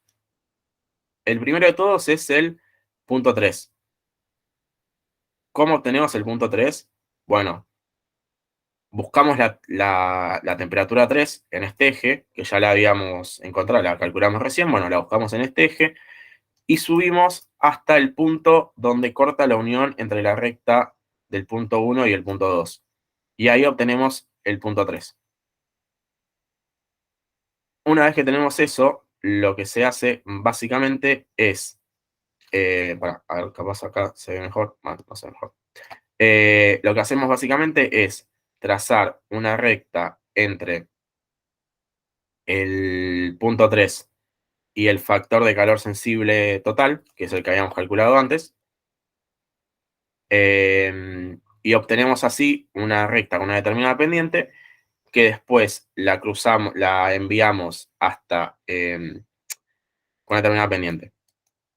Ahora, partiendo del punto 5, que ya lo habíamos calculado la vez pasada, acuérdense cuando hicimos 1, 2 y 5, bueno, hacemos una paralela a esta recta que encontramos recién, trazamos esta recta, y donde se junta esa recta con la temperatura 4, obtenemos el punto 4. Entonces ya tenemos lo que es el punto 3 y el punto 4, que son los puntos básicamente a la entrada y a la salida de las temperaturas que debería tener el equipo refrigerante a la entrada y a la salida del local para que esté bien acondicionado térmicamente. Entonces ahí entra en juego lo que eran las entalpías. Salimos a las entalpías y obtenemos la entalpía 4 y 3, que son las que vamos a necesitar. Acá, bueno, este es el diagrama que van a usar. Acá traté de simplificarlo un poco porque si no es medio un lío cómo va a quedar, pero bueno, básicamente acá vemos el punto 3, lo tenemos, sale hasta entalpía, punto 4 sale hasta entalpía, y ahí tenemos el valor de 7,4 y 10,45 kilocalorías sobre kilogramos. Esto está bueno como para que tengan una idea aproximada de cuál es el valor que más o menos le tiene que dar. Bueno, entre 7, 10, 11, 12, 13, por ahí más o menos. Entre 5 y 12 van a estar más o menos bien. Están bien con los números. Así que es básicamente esto. Este procedimiento está muy bien explicado en lo que es el apunte y en lo que es en el libro, y yo creo que es muy difícil que se lo lleven de acá aprendido de una. Pero si tienen alguna duda de algo que les quedó haciendo ruido o lo que sea, pregúntenme. Si no, cuando lo vuelvan a ver y cuando vayan a hacer el trabajo práctico, les van a surgir las dudas, pero es básicamente esto. Calculan el punto 3, obtienen el punto 3 y 4, salen a lo que son las entalpías, y una vez que tienen las entalpías, calculamos lo que es la potencia frigorífica como número constante, caudal de aire de mando, entalpías, y obtenemos en watts la potencia del aire que va a requerir para acondicionar térmicamente el local que queremos. En general, los fabricantes no muestran estos, ¿cómo se llama? No venden en watts, algunos sí, pero la mayoría lo que hace es utilizar toneladas de refrigeración. Entonces hay que hacer un último paso, que es simplemente hacer el paso de la potencia en watts a toneladas de refrigeración, que es simplemente dividir por este número. Y ahí obtienen lo que es la potencia de refrigeración requerida, van a las tablas del fabricante y se fijan cuál es el equipo que pueda suplir esa necesidad. Y listo, ahí se termina lo que es esta parte del trabajo práctico. ¿Alguna duda general sobre esto? Estuve viendo, es muy práctico, es muy seguir fórmulas, no hay nada demasiado complicado, pero bueno, no sé si alguna duda sobre alguna parte del procedimiento o lo que sea, pregunten tranquilos. Yo me quedé, no terminé de entender cuando calculaste el punto 4, uniste el 3 con el 5 y después con la temperatura del 4 fuiste a esa recta. Sí, Ok, uní el 3, o sea, uní esta recta, ¿no? La uní así, el 5 con el 3, el claro, 5 el ya lo 5 ya teníamos de era antes, de antes. Ok, el 3 lo calculamos recién, tenemos la temperatura 4, subimos y obtenemos el punto 4. clarísimo, gracias. No, no. Una consulta. En la diapositiva que tenemos nosotros hay una distancia marcada como FB, que es entre el punto 4 y 5. ¿Qué vendría a ser ese factor? O sea, va marcando diferentes factores de calor sensible o calor latente y hay un FB larga y no sé a qué corresponde esa abreviatura. F de larga. Es que no es esta diapositiva, sino que es la que está en el campus. Sí. Ah, yo las pasé, capaz que no la actualizaron todavía. A ver, pará, acá un segundo, yo tengo, debería tener la que tienen. Espera un segundo, creo que es esta. ¿Sabes el número de diapositiva? Sí, la 20. A 20, a ver, acá. Ah, FB, sí, ahí lo estoy viendo. La verdad, no te mentiría. Si te lo puedo averiguar, ahí lo estoy viendo. No, No sé no, qué no pasa pollo. nada, era por si influía en algo en el dimensionamiento, pero está bien. No, no. En general, FB, o sea, lo que me parece raro es que FB es el. Ah, sí, creo que ya sé qué es, porque FB es factor de bypass. Estoy tratando de pensarlo, o sea, ¿qué tiene que ver con eso? Imagino que, a ver, claro, el punto 4 es el punto que físicamente estaría representando lo que es la temperatura. Perdón, para que quiero borrar la filmina. Acá. La temperatura 4 es la que está representado básicamente la temperatura de aire de mando, ¿no? Y la temperatura 5 es la temperatura de rocío. Entonces, lo que te está diciendo básicamente es que la diferencia entre la T3 y la T4 es ese aire que debido al factor de bypass no va a estar pasando por el no va a estar pasando por eh, las serpentinas, entonces no va a estar siendo influido por la temperatura 5, que es la que hay en las serpentinas, básicamente. O sea, eh, no influye, la verdad, sobre el dimensionamiento para nada, pero sí está bueno, o sea, pensarlo como concepto que la diferencia entre, bueno, la temperatura de aire de mando y la de rocío, de alguna manera está relacionada con lo que es el factor de bypass. Eso es básicamente lo que Claro, te dice. cuanto más diferentes sean, mayor es el factor de bypass. Exactamente. Está bien, ahora lo veo. Está bueno, gracias. No, no. Bueno, esto es básicamente el proyecto para esta unidad aparte. Básicamente lo que tienen que tener son estos 5 puntos, el 1, el 2, el 3, el 4 y el 5. El factor de calor sensible y el calor sensible total. Obtienen las entalpías y listo. No hay mucha ciencia, lo que sí es medio trabajoso porque lo tienen que hacer para cada uno de los locales, pero bueno, no hay mucho más. Pasando a esta parte, ya tenemos cuál es la máquina que necesitamos para refrigerar nuestro edificio, entonces pasamos a las pautas del proyecto. En primer lugar, vemos lo que son los conductos, ¿no? Entonces, ¿qué cosas hay que tener en cuenta y por qué? En primer lugar, los espacios disponibles para el pasaje de los conductos. ¿Por qué es esto? Básicamente, acuérdense, nosotros veníamos trabajando con cañerías que se medían básicamente en milímetros.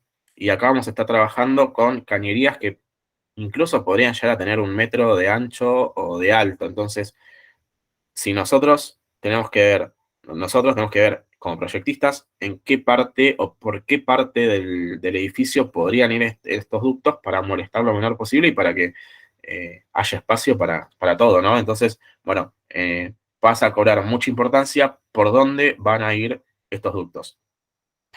Muy importante también lo que son las velocidades admisibles del aire y los niveles de ruidos tolerados. Bueno, viene uno de la mano del otro, por eso están conectados, pero obviamente nosotros para lograr que el aire viaje una determinada cantidad de espacio, va a tener que, vamos a tener que dar una determinada velocidad, y también para que acondicione térmicamente el local. Entonces, bueno, esta velocidad, mientras más veloces, por decirlo de una manera, más ruido va a estar haciendo.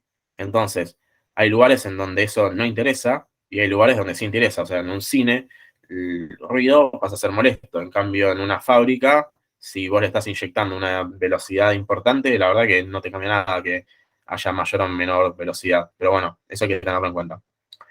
Las pérdidas o ganancias de calor a través de los conductos, bueno, eso es muy importante. ¿Por qué? Porque en general los conductos, los que se suelen utilizar en general son de chapa galvanizada. Entonces, bueno, obviamente vas a tener pérdidas a través de los conductos, y si encima tenés trazos que son demasiado largos, vas a tener pérdidas a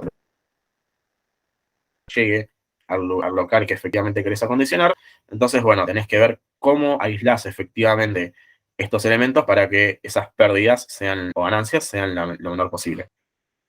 Hay que tener cuidado con lo que son las fugas de aire. ¿Por qué? Porque son, obviamente son elementos que son muy largos, que tienen vueltas. Entonces, por ejemplo, acá tenemos una unión, acá tenemos una unión, acá tenemos una unión, unión, unión, unión, unión. Bueno, todas estas uniones son puntos conflictivos en los que, en caso de que suceda algún problema o pase algo o lo que sea, puede llegar a haber alguna fuga. Entonces, si tenemos una fuga, por ahí es demasiado mínima y te va a estar cambiando el local, pero no sabemos en qué parte de todo el trayecto se va a estar produciendo. Entonces, hay que tener mucho cuidado con las uniones en este tipo de elementos. Las pérdidas por fricción, esto es importante, ¿por qué? Porque, de vuelta, longitudes muy grandes, el aire va a estar a una determinada velocidad, va a estar chocando con lo que es el perímetro de estos ductos, entonces va a haber pérdidas por fricción sí o sí. ¿Cuáles son las secciones a adoptar? Bueno, esto tiene que ver también con lo que son, las secciones a adoptar tienen que estar relacionados, ahora vamos a ver bien por qué, pero están relacionados con lo que es la altura disponible y las pérdidas por fricción. Y por último, lo que es el trazado de la red y la elección del tipo de distribución. Bueno, obviamente hay que tener en cuenta eso para todo lo que hablamos recién, hay que tenerlo en cuenta para hacer que el trazado de la red sea lo más eficiente posible. Y la elección del tipo de distribución habla un poco de lo que es, a ver, nosotros vamos a tener elementos que van a estar inyectando aire al local, o sea, lo que sería el caudal de aire de mando que veníamos hablando, y va a haber elementos que van a estar sacando aire del local, que va a estar retornando a la máquina frigorífica. Entonces, entre esos dos elementos, tienen que, tiene que haber, tiene que quedar espacio para que los dos funcionen correctamente. De vuelta, lo vamos a ver ahora más adelante y se va a entender mejor, pero obviamente si estamos inyectando aire al local y estamos sacando de otro lado, bueno, esto tiene que tener una determinada distancia para que la inyección y el retirar el aire del local funcionen de manera eficiente. Entonces, bueno, eso también hay que tenerlo en cuenta a la hora de hacer este tipo de proyectos. Bueno, ¿qué materiales se suelen utilizar? Los más utilizados son los de chapa y hierro galvanizado. Estos son los típicos que van a ver en casi todos los lados. ¿Por qué? Porque las condiciones técnico-económicas de este tipo de sistemas son inmejorables. Entonces, bueno, si se puede, se utiliza esto. ¿Cuándo no se suele utilizar esto? Cuando por alguna razón arquitectónica no se permite por el peso que generan, porque no suelen ser elementos livianos en comparación con otros materiales que sí lo son. Entonces, bueno, si bien son muy buenos técnico-económicamente, permiten una buena distribución de aire, no son los más livianos. Entonces, si por alguna razón se requiere que el elemento que está transportando el aire sea liviano, bueno, se tendrá que ver otro tipo de material. Como por ejemplo la fibra de vidrio, también es muy utilizado. ¿Por qué? Porque tiene una muy buena aislación térmica y acústica, básicamente por ser de fibra de vidrio, tiene muy bajo peso. Al tener muy bajo peso, permite una instalación que es bastante rápida, pero la gran desventaja que tiene es que no soporta velocidades altas. Al no soportar velocidades altas, entonces por ahí en proyectos grandes o proyectos que son importantes, por ahí lo que es la fibra de vidrio quedaría descartado. La lana de vidrio, bueno, es muy parecido a lo que es fibra de vidrio, pero ya tiene incluido lo que es la aislación dentro del conducto en sí mismo y suelen estar revestidos con lo que son aluminio. En general son un poco más caras que las de fibra de vidrio, pero bueno, en el caso de que la tecnología no esté disponible, sepan que está la opción de utilizar lo que son ductos de lana de vidrio.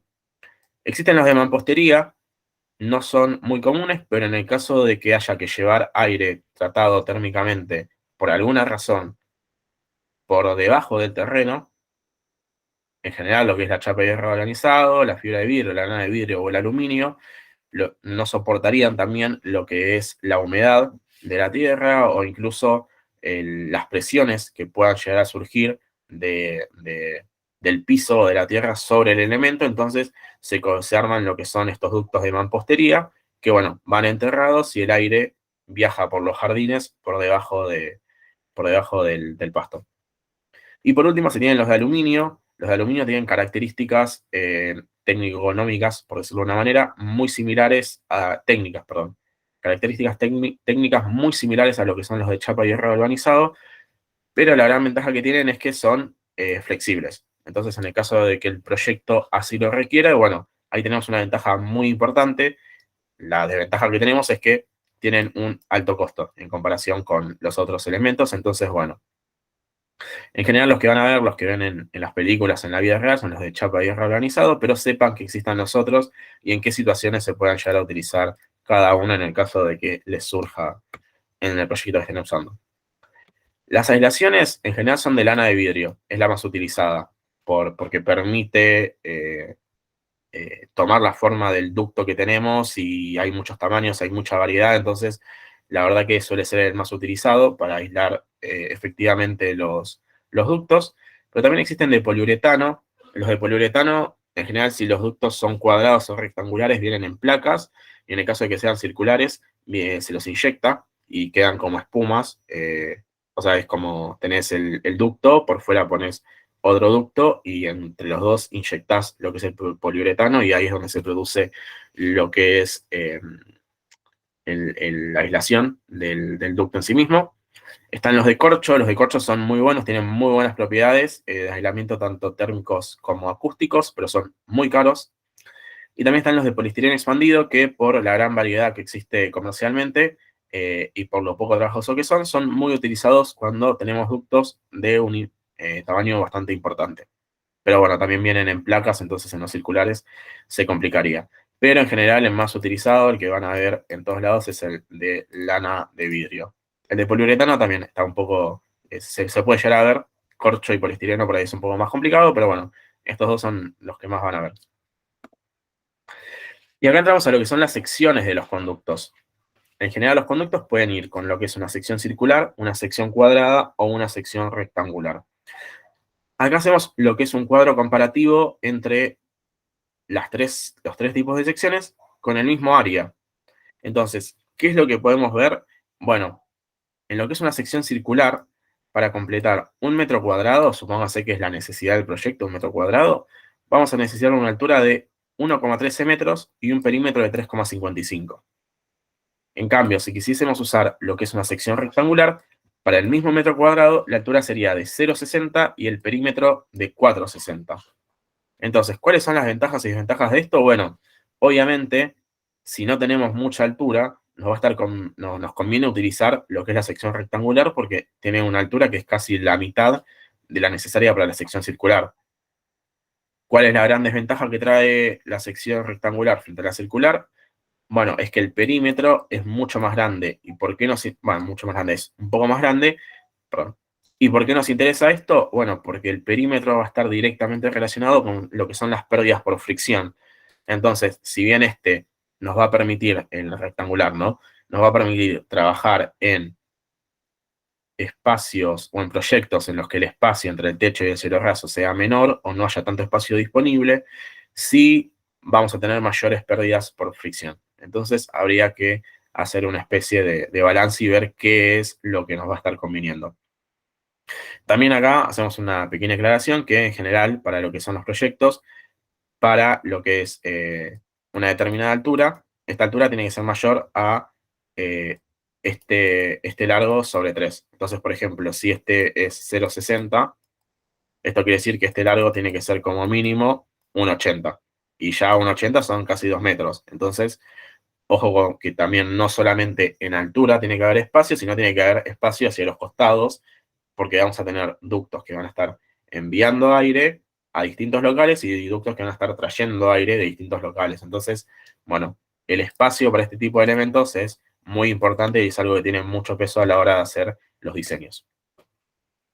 Eso básicamente con los ductos, no hay mucho más. Y después vamos a hablar de lo que son los equipos terminales. En los equipos terminales hay que tener en cuenta dos cosas. Perdón, algo sobre los ductos que les haya quedado alguna duda o lo que sea. Bueno, estamos como que no. Entonces, pasamos a los equipos terminales. En los equipos terminales hay que tener en cuenta dos cosas, básicamente. En primer lugar, lo que es la formación de corrientes de aire molesta. ¿Qué significa esto? Básicamente que el aire no te esté pegando directamente a vos, porque puede llegar a ser molesto, o que lo que sería dos equipos que están entregando aire, traten de trabajar lo que es más independiente. Ahora lo vamos a ver mejor, pero bueno, la idea es que el aire, no se formen corrientes de aire que molesten a las personas, ya sea porque te da muy directo o porque se choca con otro aire inyectado y se comienzan a formar corrientes molestas que también te van a terminar afectando y molestando a vos, básicamente. Y también lo que se pide evitar son zonas de estancamiento de aire. ¿Por qué? Porque imagínense que los azules, imagínense no en este dibujo, ¿no? Los azules son los que están inyectando aire. Imagínense que los verdes son los que están trayendo, tomando el aire. Entonces, si por ejemplo esto tiene lo que es una zona de trabajo así, toda esta parte es la que vamos a estar inyectando, toda esta parte es la que va a estar tomando aire, va a estar tomando aire. Entonces, lo que hablamos básicamente es que las zonas de trabajo sean tal que de cada uno de los equipos terminales, ¿no? O sea, estamos hablando de estos equipitos terminales, que son los que van a estar enviando el aire. Que la zona de trabajo de estos equipos no se choque con la de otros equipos y que además de eso no quede ninguna zona sin acondicionar. Entonces, por ejemplo, yo qué sé, supónganse, ¿no? Esto es una cosa así, esto es una cosa así, así. Bueno, toda esta zona estaría quedando sin acondicionar en este proyecto, por ejemplo, ¿no? Bueno, esa es otra de las cosas que queremos evitar. Entonces, evitar que queden estas zonas muertas y que se estén chocando dos elementos. Entonces, bueno, acá también se puede hacer el ejemplo. Imagínense este con este. En toda esta zona se van a generar lo que son estas corrientes molestas y si hay una persona que está pasando justo por acá en ese momento o que trabaja ahí o que tiene su escritorio ahí, va a ser completamente molesto para él o para ella. Entonces, bueno, es complicado. ¿Cómo hacemos esto? ¿Cómo evitamos estas zonas muertas o estas corrientes molestas? Bueno, un correcto diseño de lo que son los equipos terminales y de los ductos. Entonces, ¿cuáles son los equipos terminales? Pueden ser rejas o difusores. ¿Qué características tiene cada uno? Bueno, las rejas funcionan para alimentación, es decir, y retorno, es decir, para tomar y sacar aire del local, para la toma y expulsión de aire desde el exterior, o sea, pueden ir en el equipo de aire acondicionado y tomar o sacar aire del exterior, y eso. Los difusores funcionan para lo que es alimentación y para retorno, es decir, para meter y sacar aire del local, y también existen unos difusores especiales con una tecnología que lo que te permiten es tener la alimentación y el retorno en el mismo aparato. Entonces, eso está bueno porque estás ahorrando en espacio y en huecos sobre el cielo raso. Entonces, está bueno. Ahora vamos a ver bien cómo funciona eso porque es un poco extraño, pero bueno, sepan que existe. ¿En qué lugar se pueden poner lo que son las rejas? Tanto en pared como en techo como en piso. Los difusores simplemente se pueden poner a lo que es en el techo. No van ni en pared ni en piso. Y esto de las rejas en piso es importante. ¿Alguien se imagina por qué podríamos llegar a utilizar un equipo terminal en el piso para que acondicione térmicamente desde el piso?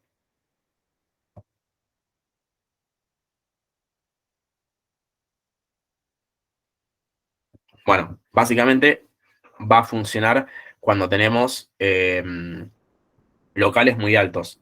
Entonces, por ejemplo, yo que sé, una terminal o un hall de algún lugar o una sala de cine, bueno, en esos casos en los que tenemos el techo que está mucho más alto, si nosotros quisiéramos enviar el aire desde el techo, no va a estar llegando a las personas, o si no, le vas a tener que mandar una velocidad muy importante y va a ser bastante complicado. Entonces, muchas veces se envía directamente desde el piso y llega mucho más directo a las personas, en el caso de que sea necesario. Los materiales para ambos son similares, son de chapa de acero negro o de aluminio, básicamente. Y la regulación pueden ser sin regulación, con regulación o doble regulación. Sin regulación es que simplemente está el aparato como quieto, o sea, tenés el aparato, sale el aire y listo. Con regulación significa que de alguna manera podés modificar lo que es el caudal que está saliendo, el caudal de aire que está saliendo. Y con doble regulación es que no simplemente podés modificar el caudal de aire que está saliendo, sino también la dirección del aire que está saliendo. Entonces, las rejas te permiten hacer todo y los difusores no tienen doble regulación. Esto, ¿cómo lo pueden ver muy fácilmente? Imagínense la salida de aire acondicionado de los autos.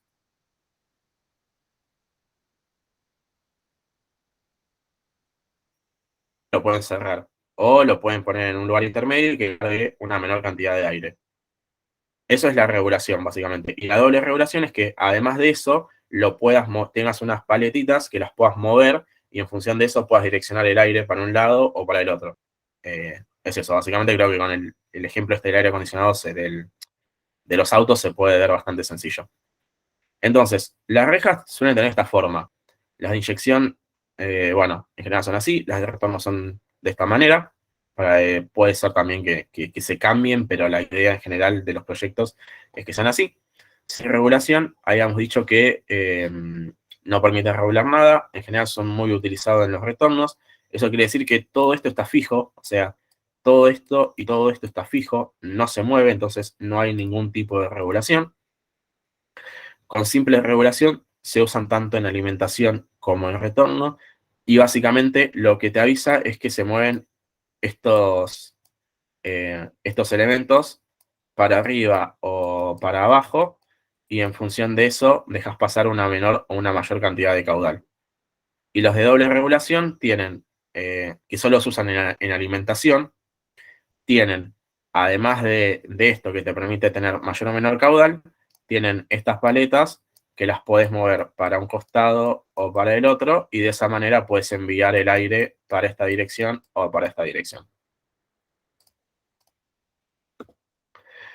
Los difusores, bueno, existen lo que son los difusores circulares o difusores cuadrados, y también existen, bueno, dentro de los difusores existen estos que habíamos hablado recién, que tenían lo que es la inyección de aire y el retorno en el mismo aparato. Básicamente, lo que hace es, por el exterior está sacando aire y por el centro lo está tomando.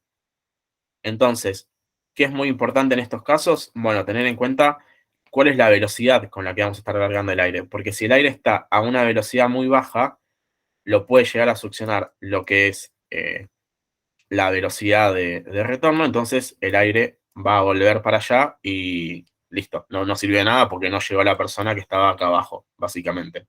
Entonces hay que tener mucho cuidado con las velocidades, pero sí es una ventaja en función de espacio y de tener todo en un mismo aparato, está bueno. Entonces, bueno, ahí hicimos lo que fue básicamente la presentación de lo que son las rejas, de lo que son los difusores, para qué sirven, algunas características de cada uno. Y ahora pasando ya, sí, un poco más a lo que es el proyecto, vamos a tener básicamente dos distribuciones que se suelen utilizar.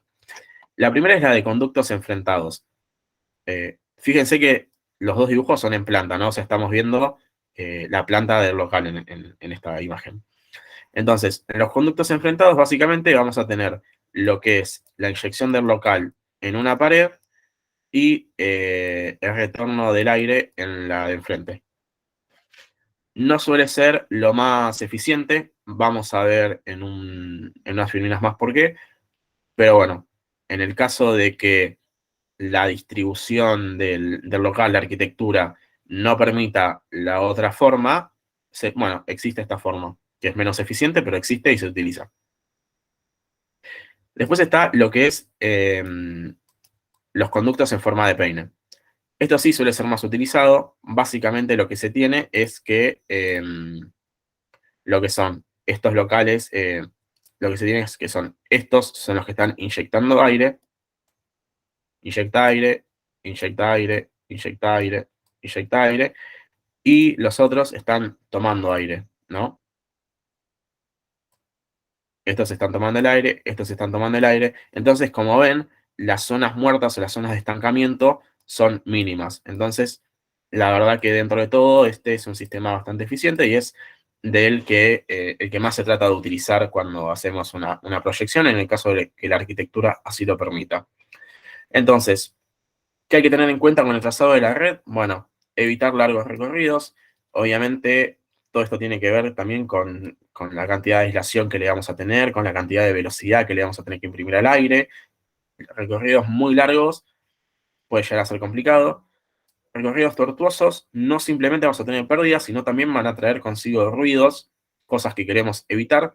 Y el cruce de conductos, básicamente, como ya habíamos hablado y como les vimos recién un poco con las medidas, son elementos que van a tener una altura importante. Entonces, si tenemos dos ductos de 1 metro, uno abajo del otro, y que encima hay que dejar un huelgo, un espacio entre uno y el otro, bueno, ya nos comen 2 metros de local, por ejemplo, de altura del local, y por ahí la necesitamos. Entonces, bueno, mucho cuidado con eso cuando hagamos la proyección de los equipos de aire acondicionado. Una consulta.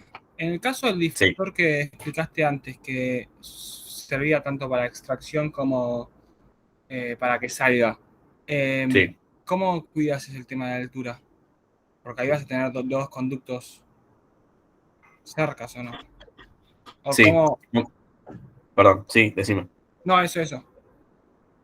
Pero la altura, ¿me dijiste? O sea, en este difusor no hay dos conductos Sí. y el tema de cómo se... O sea, no habíamos visto... Ah, ok, ya entendí. Sí, la verdad es que no lo he visto proyectado, pero yo lo que imagino es que estos dos conductos tienen que estar separados, ¿no? O sea, acá en el dibujo se muestran como juntos, pero estos dos ductos tienen que estar separados porque están cumpliendo dos funciones distintas. Entonces, podría haber alguna especie de ¿cómo se llama? De ir uno al lado del otro, pero uno encima del otro. Bueno, habría que ver cuál es la mejor forma. La verdad es que no te mentiría si te lo digo ahora, pero habría que ver cómo se soluciona eso. Es una buena pregunta. Puede ser que Ok, esté uno encima del otro y que este vaya hasta acá arriba y este venga hasta acá. Y bueno, hay que ver el tema de la altura disponible al local y esa puede ser una de las desventajas a la hora de proyectarlo. Pero la verdad es que no lo sé. genial. Gracias, Martín. Nada, nada. Después lo averiguo igual y de última lo subo al campus. Bueno, después otra de las cosas que hay que tener en cuenta son las distancias a cumplir. Estas son consideraciones a tener en cuenta para que el equipo terminal funcione de la manera más correcta posible. Entonces, por ejemplo, en el caso de que el diámetro de salida del difusor sea D, la altura del collar, es decir, la altura desde el conducto hasta el cielo raso, tiene que ser, por ejemplo, por lo menos 2D. Entonces, todo esto obviamente es espacio que nos está comiendo el elemento a la hora de hacer la proyección. Entonces hay que tener cuidado sobre eso. Esto es básicamente para que el aire, al meterse por acá, pueda ocupar todo el espacio efectivamente y pueda salir de la mejor manera para abajo. Por eso es este 2D. Lo mismo ocurre con las rejas, ¿no? Si nosotros ponemos la reja muy pegada al techo, cuando salga el aire, va a golpear con el techo y se va a producir algún tipo de corriente que puede llegar a ser molesto y no va a ser tan eficiente la distribución de aire debido a las rejas. Entonces, en el caso de que la altura sea X, desde donde está la reja hasta el techo, tenemos que tener por lo menos 2X para que el aire salga de la manera más eficiente posible. Y acá aparece lo que es el alcance. Lo que se define como alcance en este tipo de sistemas es que a una altura de 2,10 metros, la velocidad del aire sea de 0,25 metros sobre segundo. Entonces, en el punto del local en el que se cumple que estamos a 2,10 metros y que la velocidad del aire en ese lugar es 0,25, eso es lo que se suele llamar alcance en este tipo de sistemas. Y lo que se recomienda es que el alcance se logre a una distancia que sea un 80% del largo del local. ¿Por qué? Porque de esa manera vamos a estar logrando que la distribución de aire dentro del local sea lo más eficiente posible. Entonces, cuando tenemos un alcance muy bajo, hay parte que no queda acondicionada, y cuando tenemos un alcance muy alto, también lo mismo. Hay parte que no va a quedar acondicionada. Entonces, cuando hagamos la proyección, vamos a ver a qué distancia tenemos estos 0,25 metros sobre segundo y tratar de que sea un 80% de la longitud total del local. Y de esa manera, las rejas van a estar funcionando lo más eficientemente posible. ¿Qué pasa con el alcance de los difusores? Bueno, nosotros vamos a tener en primer lugar, acá aparece lo que es un plano de trabajo. Uy, perdón. Un plano de trabajo. El plano de trabajo básicamente es a la altura a la que va a estar llegando el aire acondicionado a las personas. Entonces, por ejemplo, si estamos en una oficina en la que las personas van a estar sentadas en la gran mayoría del momento, o que queremos que el aire llegue a las personas cuando estén sentadas, en ese caso el plano de trabajo van a ser 1,10 m, 1,20 m, ¿no? A la altura del escritorio. En cambio, si por ejemplo estamos en un pasillo o en un lugar donde las personas están transitando en todo momento, el plano de trabajo ya va a ser 1,60 m, 1,50 m.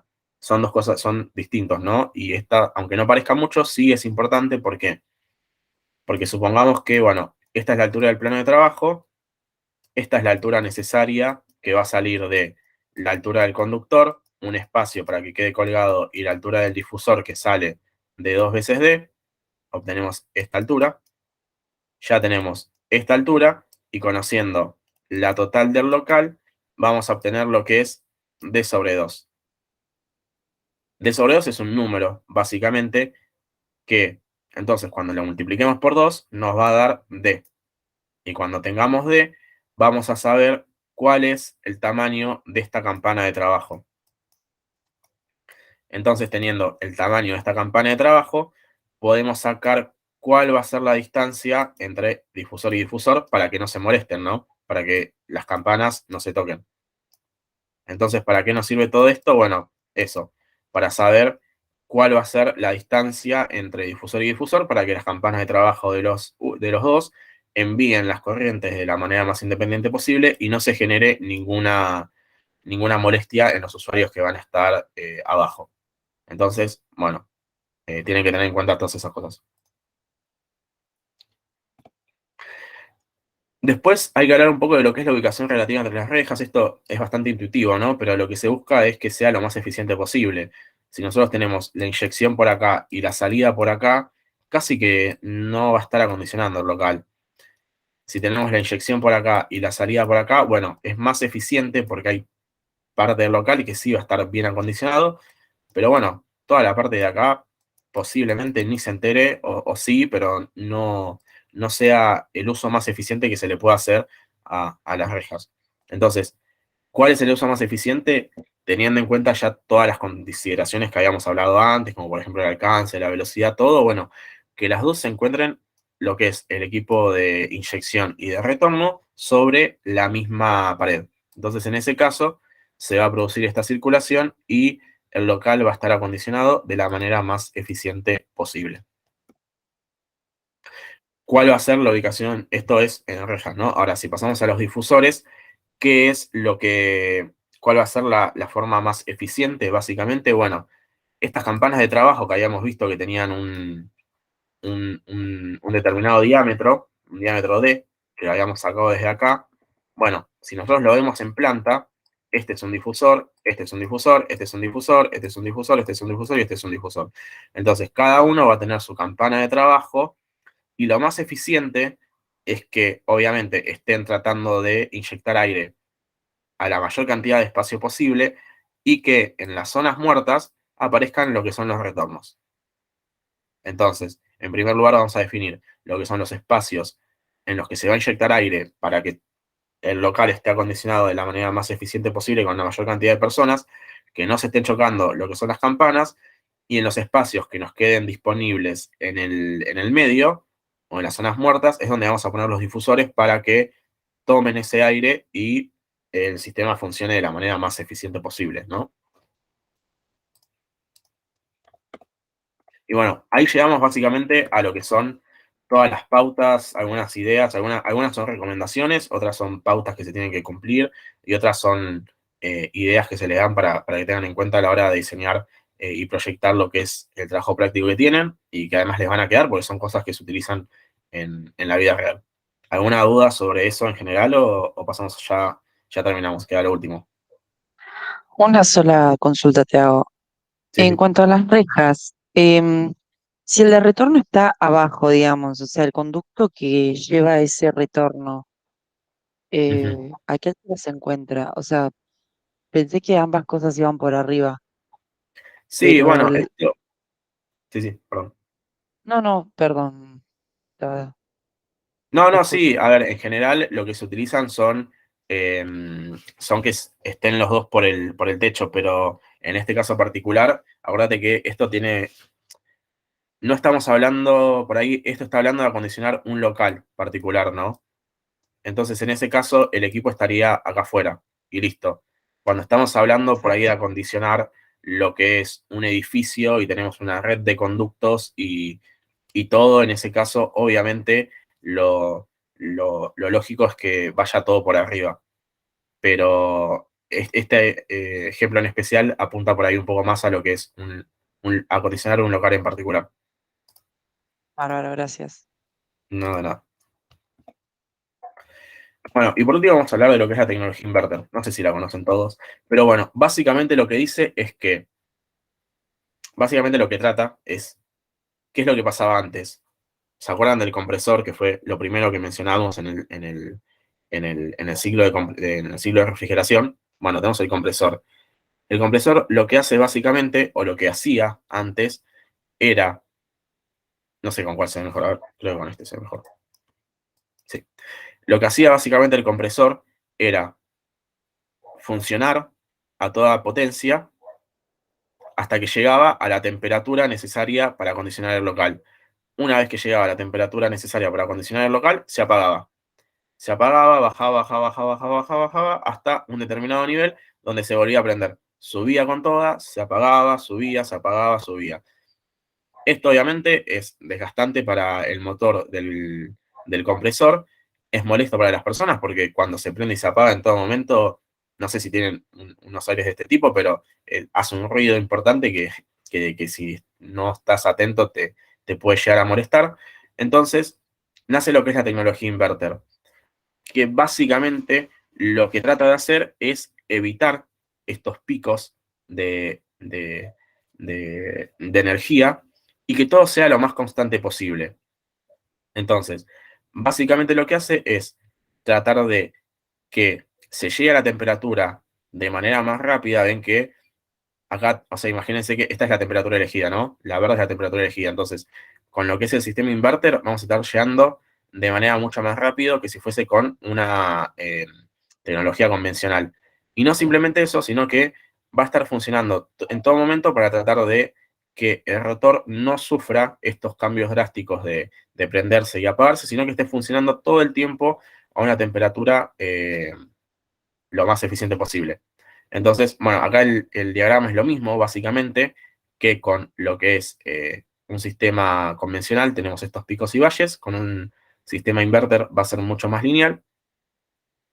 Entonces, bueno, acá tenemos los sistemas inverter en general pueden venir de cualquier forma, no es necesario que sea un aire acondicionado súper tecnológico y súper moderno. Pero bueno, ¿qué es lo que dice? Bueno, Lo que se trata de hacer es buscar un acondicionamiento con mayor eficiencia energética y de consumo, y para esto básicamente regula la velocidad del compresor para que trabaje en una proximidad de la temperatura deseada y no se aleje de esta temperatura, y de esa manera tenemos lo que es una eficiencia energética y en el consumo.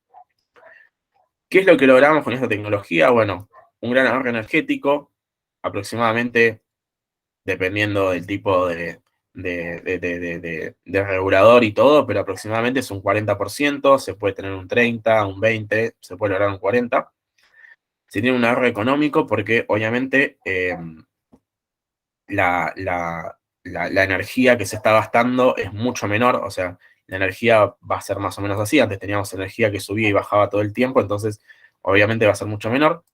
Va a haber un confort térmico, ¿por qué? Porque antes lo que se hacía era calentar hasta el máximo, se apagaba, bajaba, incluso bajaba la temperatura baja de la temperatura que necesitamos de confort, y cuando llega a una temperatura por debajo, ahí se prende y después se baja, se prende. Entonces, en cambio, con estos sistemas tenemos una temperatura constante o lo más parecido a algo constante a lo largo del tiempo. Tenemos un mayor rendimiento, obviamente, por lo que venimos mencionando, una mayor vida útil. Esto tiene que ver con la vida útil del motor, básicamente. Al no estar apagándose y prendiéndose todo el tiempo, sino estar trabajando de manera suave y constante, vamos a tener una mayor vida útil, menor ruido, no se va a estar prendiendo y apagando cada 2 por 3, y es más ecológico, básicamente porque tenemos un ahorro energético y logramos lo que es la temperatura que queremos llegar de manera más rápida y con menos trabajo. ¿Cuáles son las desventajas? Bueno, obviamente es mucho más caro de lo que es un sistema tradicional, y en el caso de que tengamos un local que acondicionar que sea muy grande, o que las personas estén entrando y saliendo todo el tiempo, como puede ser, por ejemplo, un shopping o un local comercial, bueno, en ese caso la tecnología inverter no va a estar funcionando tan bien, porque esos cambios bruscos de temperatura que van a estar produciendo las personas al entrar y salir todo el tiempo, no los va a estar absorbiendo de la misma manera la tecnología inverter que una tradicional. Pero son muy utilizados y siempre se está trabajando para mejorar y que todos los aires tiendan a esto, básicamente. Así que, bueno, eso es todo. ¿Alguna duda tienen? ¿Algo que quieran saber? No, Buenísimo. estuvo Bueno, claro, gracias. pasamos al... No, no. Pasamos al último parcialito.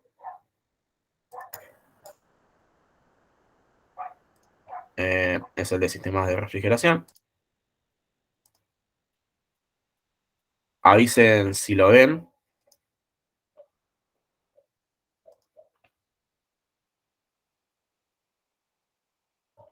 Sí, se ve. Perfecto. Bueno, prendan las cámaras, los micrófonos un segundo. Es rápido. La contraseña es difusor. Ahí la escribo por el chat igual por lo menos.